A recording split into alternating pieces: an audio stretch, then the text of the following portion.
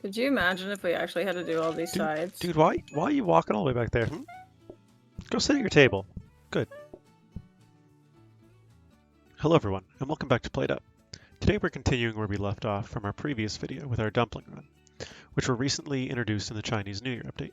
If you haven't seen the previous parts of this series, part 1 and 2 will be linked in the description down below. But without further ado, let's get into the video. In the last part, we added some new cards to our menu and finally set up my first attempt at automating dumplings. I have since learned, and there is now a short up on my channel demonstrating a more efficient method of automating dumplings. Anyways, we also got the cards seaweed as a dumpling extra, bamboo as a side, broccoli cheese soup as a starter, onion rings as a side, and tomato soup as a starter. We also got metal tables last time as well, so all of the cards for our sides were just nice customer reductions, and we didn't actually need to worry about making the side dishes. So now all we need to worry about is making the soups, and at this point our dumplings and seaweed are already fully automated. So let's jump right into how we handled the next few days of overtime. Over the course of overtime day 16 all the way to overtime day 18, not much change in our restaurant. I stayed in the back and handled the soups, and Siri stayed out front serving and clearing the tables. And we spent time accumulating other appliances we might need for the addition of future dishes to our menu, like extra grabbers, prep stations, combiners, pot stacks, etc. We also made sure to get coffee tables whenever we saw them to handle more customers in our restaurant at a time.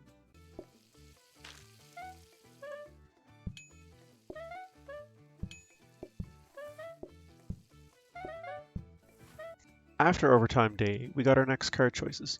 We had the option of adding nut roast as a main to our menu, or corn on the cob, and this was a very easy choice for us since they were both a 15% customer reduction, and since we're already using metal tables, we chose corn on the cob, since it wouldn't change our restaurant in any way and we can maintain the current flow we had, while also getting a much appreciated customer reduction.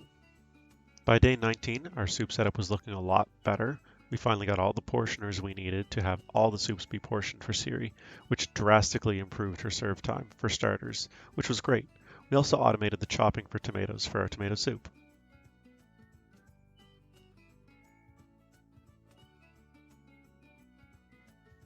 And here we are on day 20. We're looking pretty good so far, and my job in the restaurant was still just making soups when we ran out of them. But honestly, Siri was doing most of the work. I mean, on this day, I actually left for a minute to go grab something, and only one group of customers came in. The restaurant was very easy to handle day to day. Here's a clip of me actually leaving here. Cal, we're back. Oh my god. What if they all ordered tomato soup? He has left me.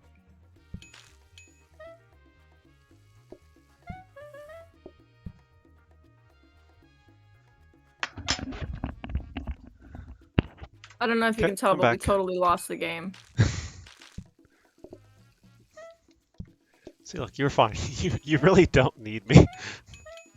So, yeah, as you can all see, I'm not really needed much in this run at all. I'm just there to make soups. On day 21, we got our first set of teleporters, and I chose to use these to automate the chopping of the pumpkins for the pumpkin soup, which, in hindsight, just made my already easy job even easier. What we should have done was come up with a way to automate the dishes for Siri to have her job be easier, since I was already doing almost nothing. I could have been doing the dishes for us instead of standing and doing nothing, and it would have made her life a lot easier.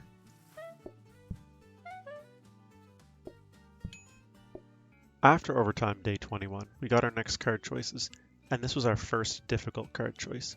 We had the option of adding burgers to our menu, which would increase the customers by 30%, and add a new main to our setup, which was not ideal, or pizza, which also adds a new main to our setup, but with no customer increase or decrease. But pizza is a more complicated dish to do in the restaurant, and we were unsure if we had the space to do it, and we would need to use the flour and the tomato and the cheese, which we already have in our restaurant to cook the pizza. And since the game only gives you the ingredients if you don't already have them in your restaurant.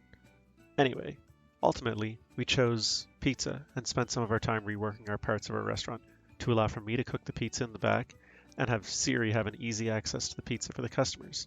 So right here is a clip of the setup that we went with. And don't worry, the pumpkin soups will be taken out of the frozen prep at the start of the day. So here's a short clip of how our overtime day 22 went with our new addition to the menu, pizza.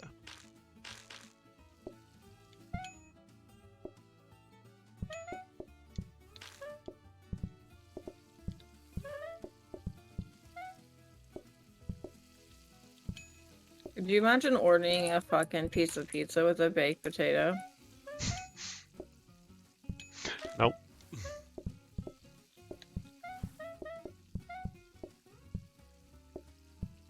Oops.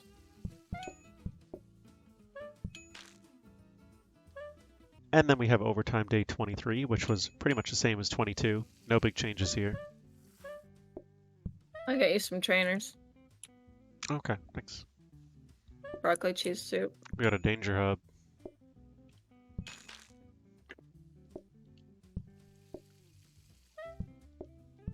Kinda sucks, but unless you want to use it, you're pretty much standing right there anyways, right, when you make it.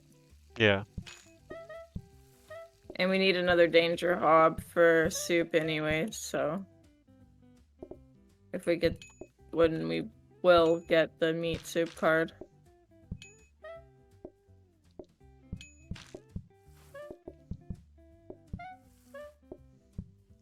And here's overtime day 24, pretty much the same as the last 2 days. Here's a little short clip of how it went for us.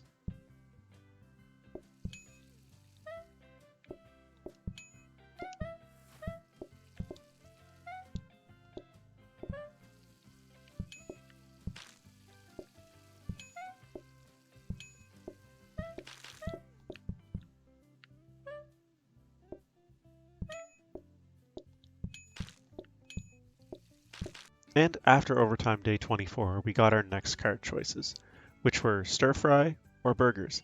And at this point in time, we were faced with another tough decision. Burgers would be very easy to automate and teleport to a spot for Siri, but this would increase our customers by 30%. Or we could choose stir fry, which is a dish we are both not very comfortable with at this point, and we were unsure of where we could put a stir fry station for me to prep it for the customers. Due to this uneasiness regarding both these decisions, we ended up choosing burgers, since it was an easy to automate dish.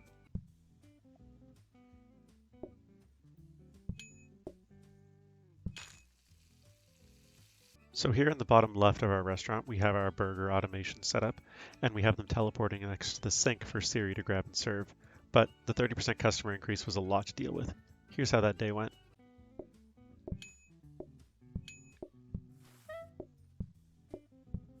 And what a hectic day this has been. With this massive customer increase, it was very tough for us. And here we are coming to the end of the day. I went and got our flour out of the flour pot to help with customer patience, which in hindsight wasn't the best decision.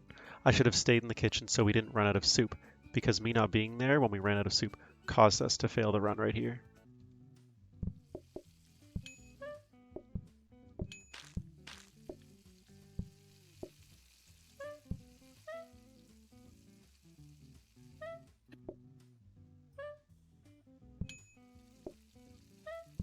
Go focus on the tomato soup not being there, eh? Freaked out. Ah. Damn.